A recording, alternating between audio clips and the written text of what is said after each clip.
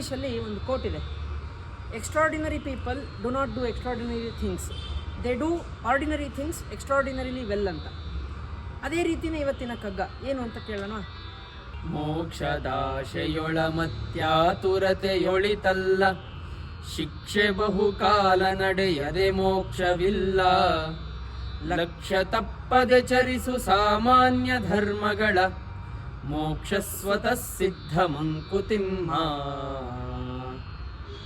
ಈ ನಮ್ಮ ಸನಾತನ ಧರ್ಮದಲ್ಲಿ ಪ್ರತಿಯೊಬ್ಬ ವ್ಯಕ್ತಿಗೂ ಪುರುಷಾರ್ಥ ಅಂಥೇಳಿ 4 ರೀತಿಯ ಪುರುಷಾರ್ಥಗಳನ್ನು ಹೇಳ್ತಾರೆ. ಧರ್ಮ, ಅರ್ಥ, ಕಾಮ, ಮೋಕ್ಷ. ಇದು 3ಕ್ಕೂ ಅದರದ್ದೇ ಆದ ಒಂದಿಷ್ಟು ಅರ್ಥಗಳಿದೆ, ಅದಕ್ಕೆ ಆದ ಒಂದು ಮಹತ್ವ ಇದೆ. ಆದರೆ ಎಲ್ಲದಕ್ಕಿಂತಲೂ ಶ್ರೇಷ್ಠವಾದ ಸ್ಥಾನವನ್ನು ನಾವು ಕೊಟ್ಟಿರೋದು ಮೋಕ್ಷಕ್ಕೆ. ಮೋಕ್ಷ ಪಡ್ಕೊಳ್ಬೇಕು ಅಂತಂದರೆ ಅದು ಅಷ್ಟು ಸುಲಭವಾದ ಮಾರ್ಗ ಅಲ್ಲ, ಅದಕ್ಕೆ ತುಂಬ ಆತರ ಪಟ್ಟರೆ ಆಗೋದಿಲ್ಲ ಅನ್ನೋದನ್ನು ಗುಂಡಪ್ಪನವ್ರು ಇಲ್ಲಿ ಹೇಳ್ತಾ ಇದ್ದಾರೆ. ಮೋಕ್ಷ ಪಡ್ಕೊಳ್ಳೋದು ಹೇಗೆ ಅನ್ನೋದ್ರ ಬಗ್ಗೆ ಕೃಷ್ಣ ಭಗವದ್ಗೀತೆಯಲ್ಲಿ ಒಂದು ಮಾತು ಹೇಳ್ತಾನೆ.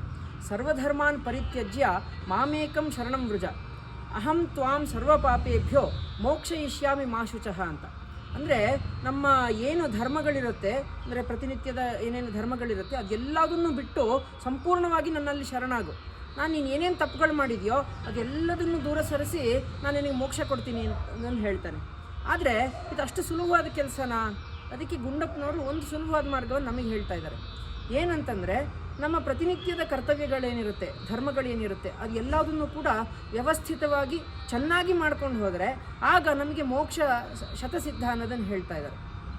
ತುಂಬ ನಾವೇನೋ ತಲೆ ಕೆಡಿಸ್ಕೊಂಡು ನನಗೆ ಮೋಕ್ಷ ಬೇಕು ಅಂತ ಅವಸರಪಟ್ಟು ಏನಾದರೂ ಕೆಲಸ ಮಾಡೋಕ್ಕೆ ಹೋದರೆ, ಅಂದರೆ ಅದನ್ನು ಸಾಧಿಸೋಕ್ಕೆ ಹೋದರೆ ಸಾಧ್ಯ ಇಲ್ಲ. ಮೋಕ್ಷ ಪಡ್ಕೊಳ್ಬೇಕು ಅಂತಂದರೆ ಅದಕ್ಕೆ ಸಾಧನೆ ಬೇಕು, ಆತ್ಮದ ಒಂದಿಷ್ಟು ಪರಿವರ್ತನೆಗಳಾಗಬೇಕು. ಇದೆಲ್ಲ ಆಗಬೇಕು ಅಂತಂದರೆ ನಮ್ಮ ನಿತ್ಯದ ಕರ್ತವ್ಯಗಳನ್ನು ಶ್ರದ್ಧೆಯಿಂದ ಅವನಿಗೆ ಶರಣಾಗಿ ಮಾಡ್ತಾ ಹೋದರೆ ಮೋಕ್ಷ ನಮಗೆ ಖಂಡಿತವಾಗಿಯೂ ಸಿಗತ್ತೆ ಅನ್ನೋದೇ ಈ ಕಗ್ಗದ ಅರ್ಥ. ನಮಸ್ಕಾರಗಳು.